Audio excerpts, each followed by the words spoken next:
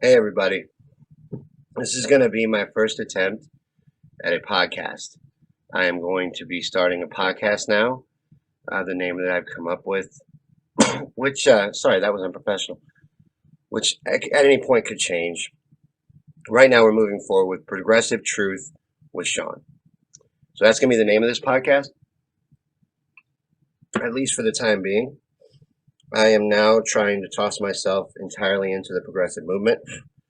I want to be a voice for progressives. I want to be a source for truth. I want to be a journalist in the progressive movement. I want to be an independent journalist. I want to do the whole 9 yards.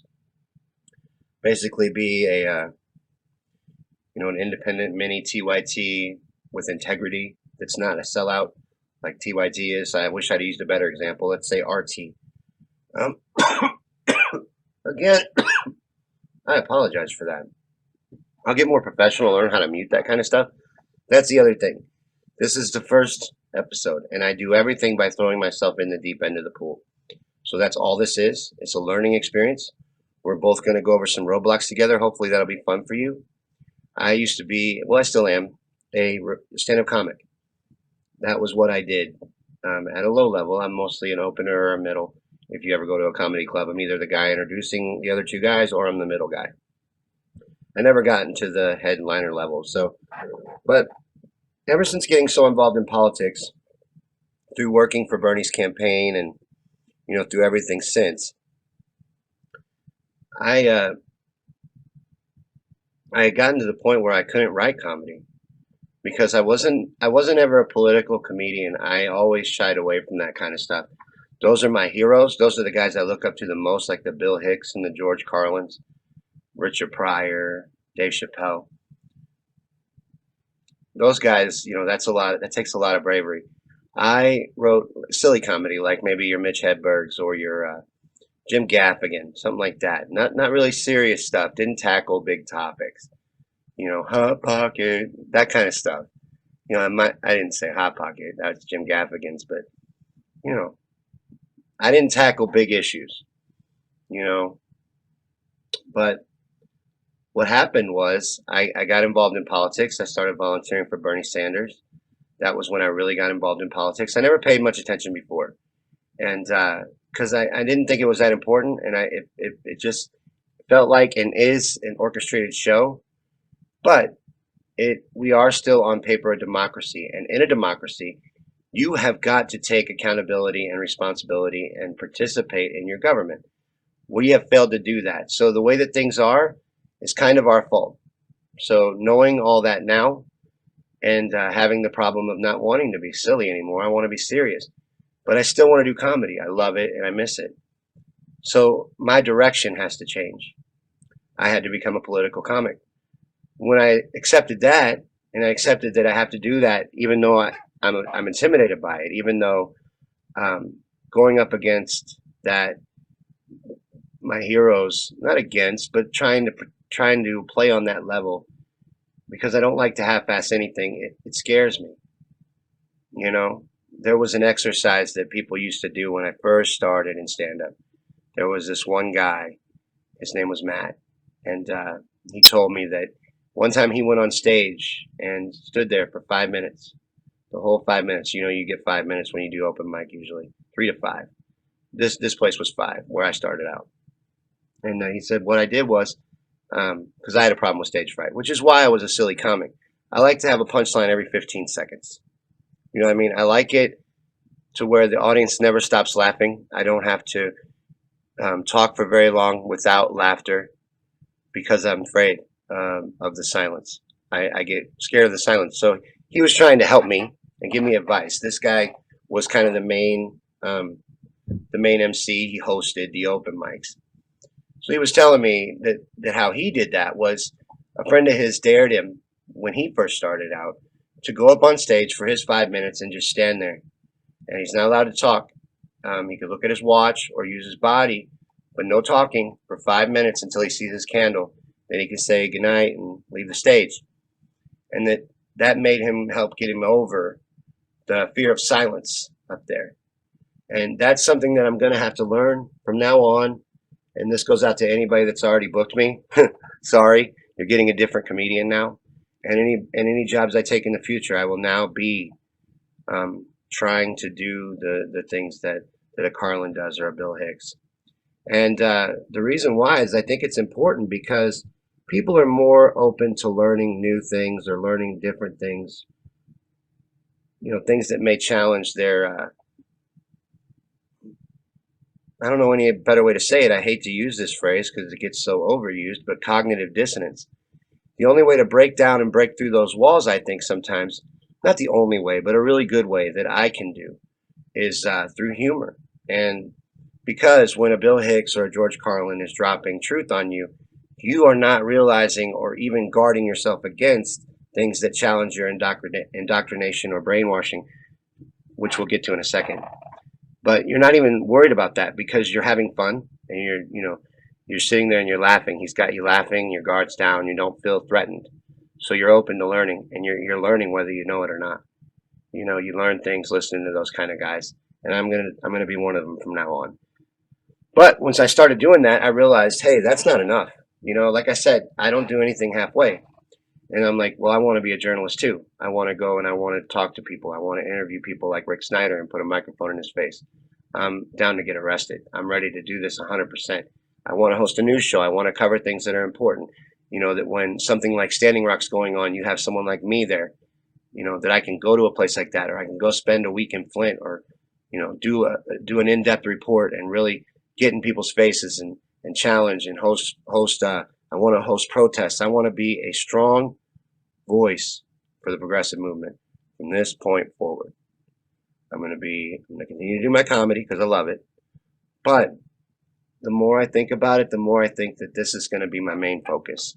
This is going to become what you would call my job. And then comedy is going to be my love, my passion on the side. And this may end up taking it over because honestly, the more I do and the deeper I go, like I started out with a blog, moved up to talking on Facebook, moved up to live feeds on Facebook, moved up to taking it seriously, moved up to setting up my YouTube channel, Me on Things and Stuff, by the way. There's ads playing right over here for all the shows that are over there. Check it out, Me on Things and Stuff on YouTube. I'd really appreciate it if you go over there and share some videos. Because the reason I say that is because, like I said, this is a job interview. That's what this is. This is the first episode of The Progressive Truth with Shawn, but it is also a job interview because I want this to be my job. I want to be able to provide programming like this right here. You can't see me pointing, whatever. That over there. I want to be able to do stuff like that. I want to be able to also host my own little mini version of a RT or something, a place where you can come and get reliable information that you can be assured that I've fact checked and looked into with the angle of truth sprinkled in there, because that's important. The more and more you can help people awaken to what's really going on in this world, I think the better off we're going to be. So I'm going to start this first episode of I think that's enough backstory. I'm going to start the show now. And the show today is going to be about propaganda, bad information, all that kind of stuff, the mainstream media, and other things like that. So I'm going to be talking about propaganda in this episode. And this is going to be the first episode of The Progressive Truth with Shawn. I hope you guys enjoy it. If you do, let me know. If not, let me know that too, because I want constructive criticism. Like I said, it's a job interview. I now work for you. I now work for the progressive movement, and I want to do everything I can to be one of the main and most powerful voices, and to be as loud as I can, and to spread as much truth as I possibly can, and to wake up as many people as I can, and help us move forward and win. That's what I now want to do. That's my new purpose. And I will get better every time. I want the goal of this podcast, the second goal, is going to be for me to improve every time you watch it. I want this to be good so that you will share it. Because if you won't share it, nobody's going to see it. And I don't want to talk to myself. I want to grow my brand and grow my name and grow my message, which is our message, as I hope to prove to you. So from this point forward, we're getting ready to start the show. So, all right. I made music for it. So let's do that. Let's get that playing. Get it, make sure it's at a level where it's going to be able to be heard. So we'll start out. We'll start out here. Hi, everybody. This is The Progressive Truth with Shawn. This is our first episode. I'm now starting this podcast, which I hope becomes something that everyone wants to be a part of and wants to enjoy and spread, because I want to be a leader in the progressive movement. I want to be a voice in the progressive movement, and I want to be a voice for truth and helping inform people to help us win, to help us move forward and progress and win. That's why I chose that name for the show. It sounds a little cheesy, but that's what this is going to be: Progressive Truth. And I'm Shawn, so Progressive Truth with Shawn. That's how we chose the title. Uh, I put more thought into the show than I did the title, though. Today's show is going to be about propaganda in mainstream media and also in independent journalism. In the mainstream media, we all kind of already know about that, but I'm gonna act like we don't, and I'm gonna explain this like I would for somebody that doesn't know the things that we know, because this is just that's the other point of this show. This show is to inform. So if I'm not making a product that you can share that has value to inform people and help open some eyes, then I'm doing you a disservice. So I'm going to explain this more like I would to somebody who doesn't know the things that are more informed and progressive, that the kind of things that we are aware of, that we that stay aware of news are aware of. The point of my shows is going to be to inform the person that doesn't stay aware. Let me look at my notes real quick. If we get my thoughts together before I progress. So the mainstream media, we'll start with them. They're the biggest threat because they're huge. Every print, magazine, show you watch, radio show you listen to, it all can trace back to six corporations. Six corporations control all media in this country, which means they control the narrative. And you can tell that for yourself. You can turn on Fox or you can turn on CNN, and you may see a different coloring on the bullshit, but you're going to see that it's the same bullshit. Neither one of them is going to veer from the agenda. Neither one of them is going to tell you anything different than the other. Then you've got your independent journalism, which now is the only place to find any real truth. The internet has become the only source for real truth and real information and real news. So that's why it doesn't make sense to mock people for doing online research, because that is the only kind of actual research that really exists anymore. That and going and doing it in person. Going there for yourself, going to Flint for yourself. If you can do that, God bless you. But if you can't, the internet is really the only way to inform yourself. And a huge vessel of that is YouTube, which I am a part of. I have a channel on YouTube, Me on Things and Stuff, and I share truth on that channel. And it doesn't negate the truth that I share, the message that I have on that channel, or the agenda of my channel, that it's on the internet, that it's on YouTube. That's where you got to find truth now. Now, yes, there's a ton of bullshit on YouTube as well.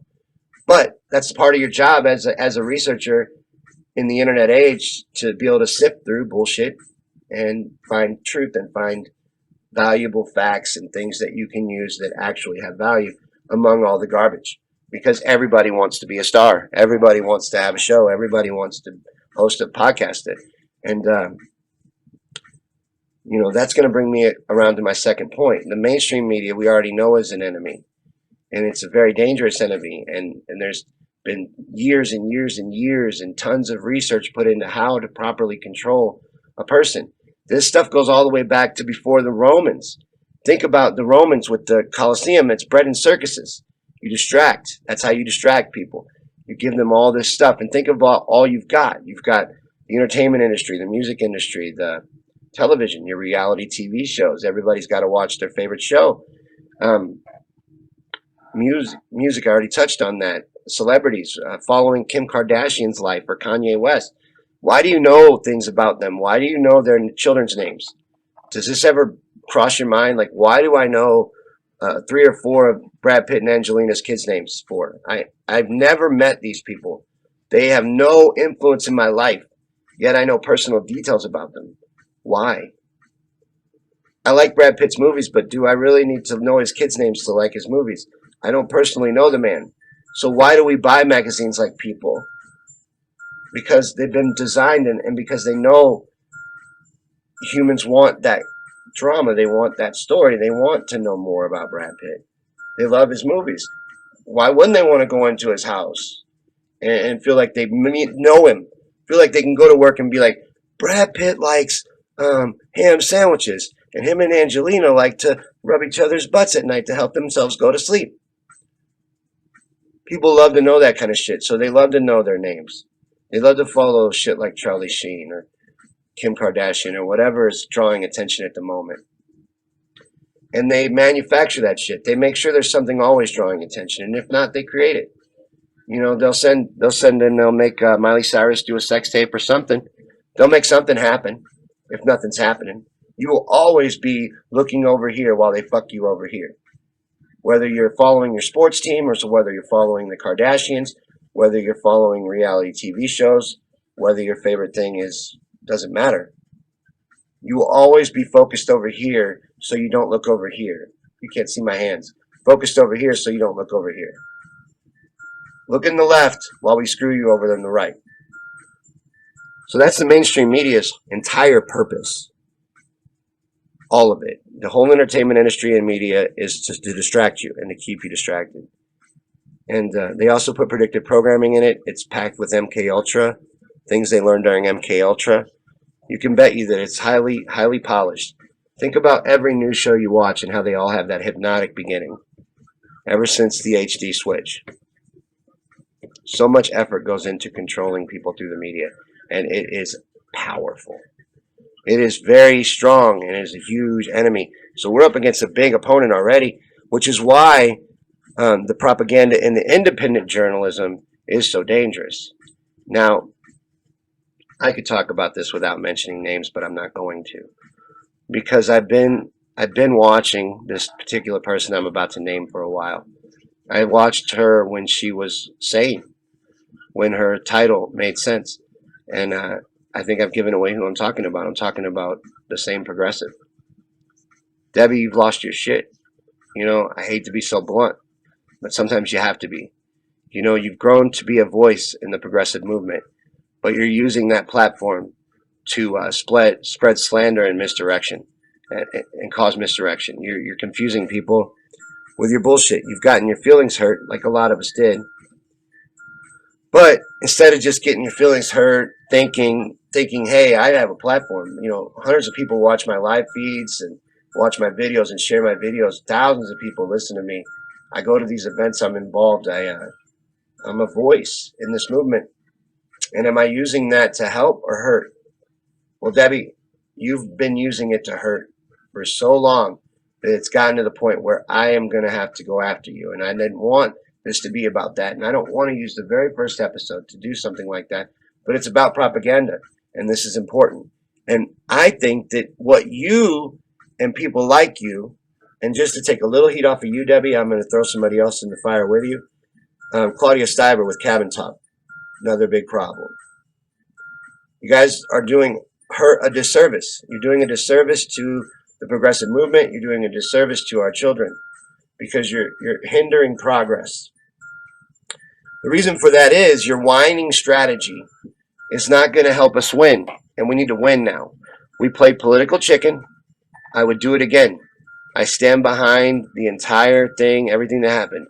When they did what they did to Bernie Sanders and we stood our ground, we did the right thing. That being said, now the Republicans hold all three branches of government. We gave them complete control, and we did it because we had to.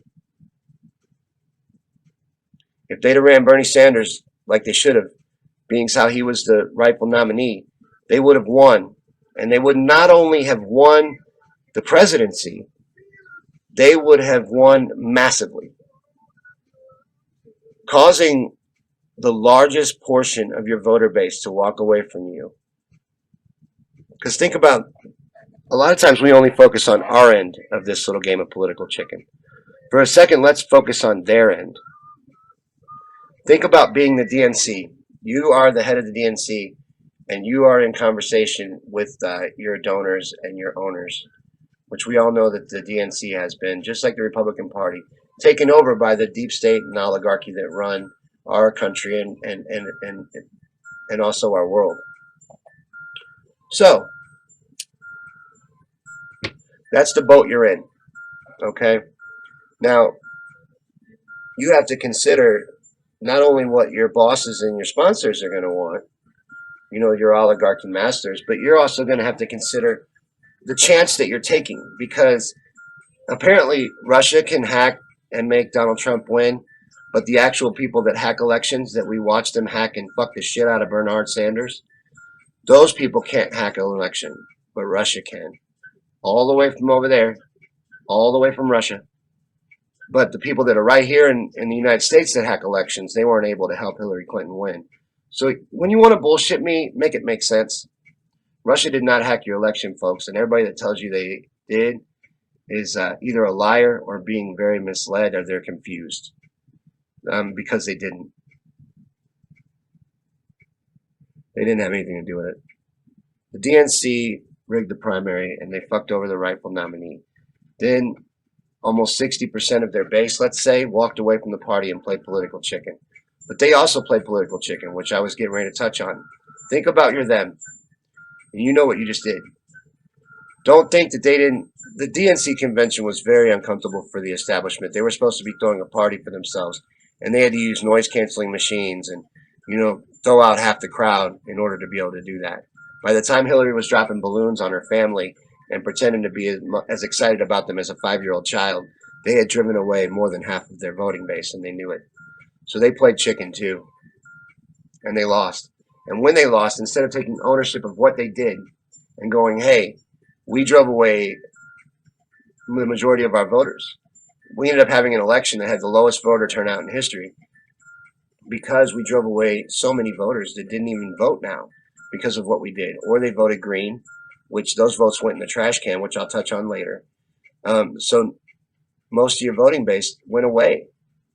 It wasn't like it would normally work. You want to call Sanders a sheepdog, and this is part of what you do, Debbie, is you call Sanders a sheepdog and you're mad at him. But think about it. How did he hurt you? Every time I have this argument online, which is thousands of times, the person I'm arguing with it about, that's calling Bernie a sheepdog, or spreading this slanderous, damaging bullshit propaganda, alt-left propaganda, every time they can't defend it. They can't tell me when he fucked them. All they can really focus on is the convention. Well, just for a second, imagine yourself in Bernie's position, since none of us get the luxury of actually sitting down with the man and finding out exactly what did happen. So you're going to have to imagine. And really, since I brought that up, all you're really mad at is your imagined version of why Bernie Sanders does what he does. You actually don't know why Bernie Sanders does what he does. Bernie Sanders is a politician in one of the dirtiest political systems on the planet. Probably the dirtiest. So every politician has to play sly. Some do it in different ways. Bernie Sanders is not a dumb man, and he's gotten a lot done in his career. They call him the Amendment King for a reason. He has postured and moved himself forward to become the most popular and powerful politician in this country right now, in the world. I think most world leaders know that the rightful president of the United States is Bernard Sanders. And that's just a fucking fact. Bernie Sanders is the rightful Democratic nominee, and he would have crushed Donald Trump. But instead, the DNC forced through the establishment candidate, Hillary Clinton, who's dirty as Pigpen from Charlie Brown. And she got trounced by the populist Donald Trump, even with Bernie's help. Now, since we brought that up, Debbie, yes, Bernie endorsed Hillary Clinton. And the minute he did it, I went outside and I pulled my yard sign out of the yard. And it took till about 2 months ago before it went back on my wall. But as you can see, it's back. And the reason why is because I look around at what happened. What happened after the election, Debbie? Hillary went in the woods and hid. Jill was pushed back to just doing live feeds, which is, great, but that's all her platform is. No one wants to talk to Jill anymore on mainstream media. No one's going to interview her on non-independent journalism. So her only platforms now are independent journalism and live streams and events. That's all she's got. She'll be blocked out of everything the average person would see. So she really is in an echo chamber by force, really. Her message has a lot of trouble getting out. But you got Bernard Sanders.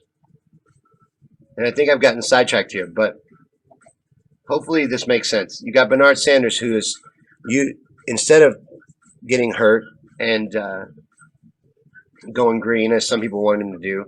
Which, let's be honest, if he had went green and caused a fuss, went outside and riled us all up and said, "Hey, we're gonna fucking take this all the way to the election. I'm green now. Let's do this." They would have put a new hole in his head, and most of you know that. The minute they would see that Bernie Sanders is going to become president, they'd have killed him. And they still might. You know, let's say he runs in 2020. The man risks his life for you every day.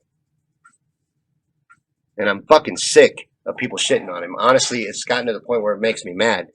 And I was debating on whether or not to go after you, Debbie. And the reason why I'm doing it is because what you're doing is dangerous. You're causing trouble and you're causing real damage. Your lies and their lies, because really everything you say is only based on your opinion. You don't know shit. You know, what real journalism have you done for yourself? Have you went and talked to Bernie and found out why he did what he did and based your opinion on that? Or did you just base it on whatever you've seen online? You know, the same information I have access to, and yet you don't have the logic or the wherewithal to realize that you have a platform and you shouldn't do damage by spreading your opinion and your hurt feelings. I can't let you do it anymore. I've got 6 kids. If you keep doing it, Debbie, I'm going to make it my mission to crush you. I will start a show called The Truly Sane Progressive, and I will debunk every fucking episode you do. I'm going to shut you up. I hate to do it.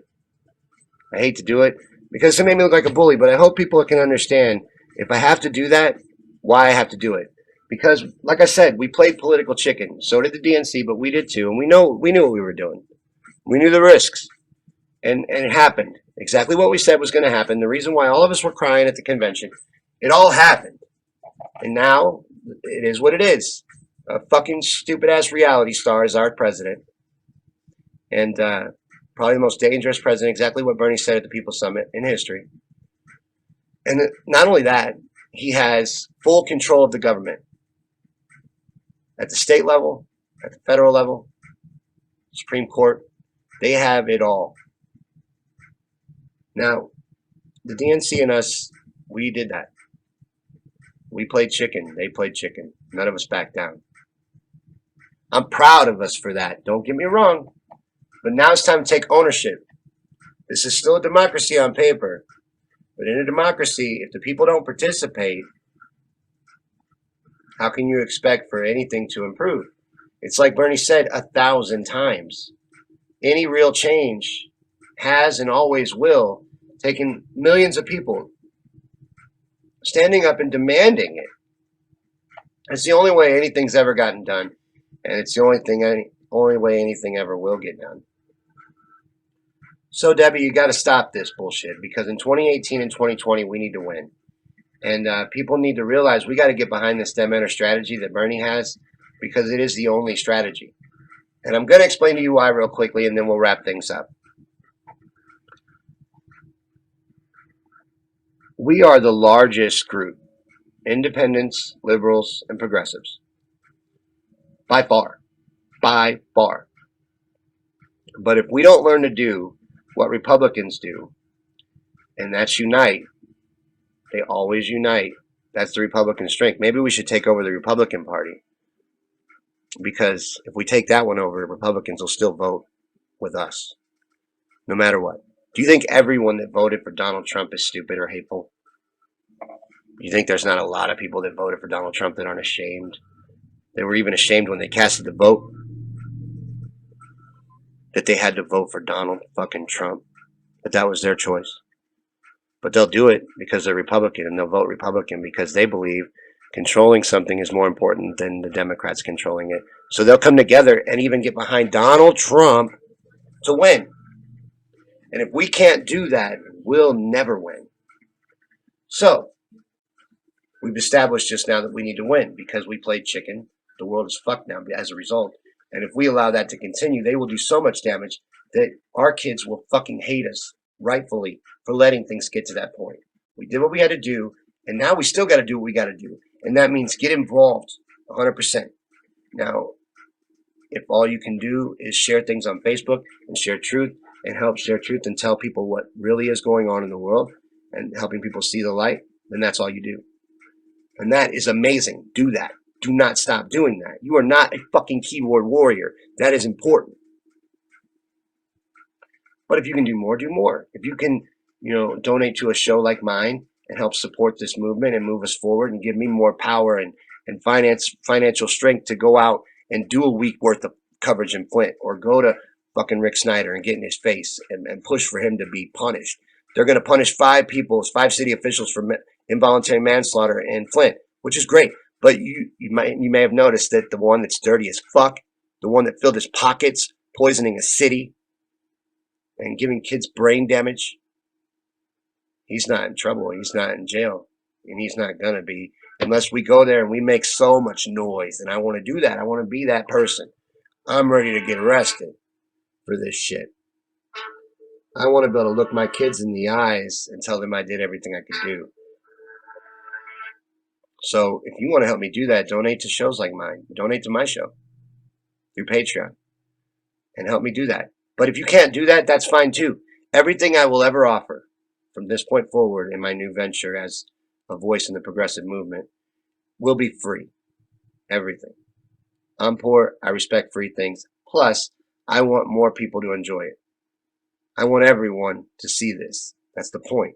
I want to inform and use my voice and my skills to spread truth and help try to wake people up and unite people and get us to come together and fight like we need to, so that we can fight like Republicans and we can win, because there's no reason we should lose. Because as I just explained, and I probably said five or six times, we are the largest voting bloc, united. Torn into little groups like we are now, we're weak. We're easily defeated. Like this, we'll get trounced in 2018. If people don't face reality and come together and actually unite, even if you don't agree with things, and support true progressives and take over the Democratic Party like Bernie says, you're doomed. You may be able to elect some Greens at low-level positions, and do that. By all means, do that. But when you can replace a Claire McCaskill, like here in Missouri, who I'm campaigning against and trying to make lose, and you can get rid of whoever yours happens to be in 2018 or 2020 and replace that with a true progressive that could use people's support so that he could win and get into politics like Bernie's demanded of us and like we need to do, and get involved and take the Democratic Party back. Yes, it is controlled by the deep state and the oligarchy, but on paper this is still a democracy. If we flood the streets and get involved the way we need to be, unite, push forward, demand these things, when millions rise up, real change will occur. It's us. It's always been us. He never said it was about him. Stop making politicians demagogues and you won't get your feelings hurt. He's one man. Yeah, he's great. I love me some Bernie. But he's one man. And if that man does not look out and see us, see a sea of people that want to put their foot down and want to get behind this man because he will win. He is, a 67% approval rating, is the most popular politician in the country right now. Probably the most well-known politician even in the world, I would guess. And he's respected across the world. So the point being, just like a Republican that would vote for Donald Trump even though they don't agree with him, we got to be like that and throw our support 100% behind Bernard Sanders. Otherwise, we're deciding to lose. And that's unacceptable. So Debbie, and just so you're not alone, I'll throw someone else in there with you too. And I may have already said this, but Claudia Stiver with Cabin Talk, you got to get over your hurt feelings. You got to stop spreading propaganda and slander against Bernie Sanders. Oh, he's over there. Wait, over there. You got to stop doing that. The reason is because you're doing real damage. Some people listen to you because their feelings are hurt too. But a lot of people are listening to you and thinking that what you're saying is true, and believing your false hope that they just throw their support behind the Green Party that we can get rid of. We can go around having to even involve ourselves with this corrupt party. But that's not true, because deep down, and you know this, and Jill Stein knows it, and Ajoma Baraka knows it, there is only two recognized political parties in this deep state controlled oligarchy. Until we change that by electing a progressive like Bernie Sanders or whoever your local state level progressive option is or happens to be, and throwing our support behind those people and taking over the Democratic Party, we are accepting defeat, deciding to lose. You cannot take your ball and go home. They will not let you change the game, and just because you want to. Just because, oh, there's more of us. They don't care. They would love it if you would stop voting, if you would not participate. They would love nothing more than if they had their Democratic convention in 2020, if they look outside and they see none of us, just crickets. That'd be their favorite fucking thing. They wouldn't give a shit that the room's half full. They don't care if they might lose either. Did they care this time? They'll do it again. Because there's so much money at stake. And if we want to take our country back, we have to get involved and do it. And we're going to have to acknowledge, unless we're going to rise together beforehand and demand hand-counted paper ballots, we have a rigged election system. And in this rigged election system, you've got two recognized parties. And if Bernie doesn't have a D or an R next to his name when he runs, he has no chance to win. So Jill has no chance to win. Gary Johnson has no chance to win. Anyone that's not a D or an R has no chance to win. So if a progressive puts a D next to his name and you vote against him, you are fucking people over. You're fucking my kids over. And you're fucking yourself over. You're doing the same thing a poor Republican does. You're voting against your own best interest out of stubbornness, childishness. So grow up, join the fight, and let's win. Did I get through everything I wanted to get through? I think so. Other than I wanted to give some honorable mentions to some shows that you should support. Now, the big ones you already know about, Jimmy Dore, Lee Camp. But let me tell you about some littler names that you may not know about. Tim Black, J. Roan Torgensen, Michelangelo Hamilton, Sam Ronan, Daniel Clark. I'm leaving people out. Robert Stanley, Mike Brown. These are all people that are good voices in the progressive movement that actually tell the truth, or I feel have integrity and attempt to even tell the truth. If they're not telling the truth, I think they'll straighten it out, just like I will. I'm not saying I'll never fuck up. I'm human. If I follow down a road that's wrong, I will apologize for doing that. And the people that I just listed off, I support, and I know, and I believe they would do the same thing. We want to do what's right. We want to move forward. We want to win.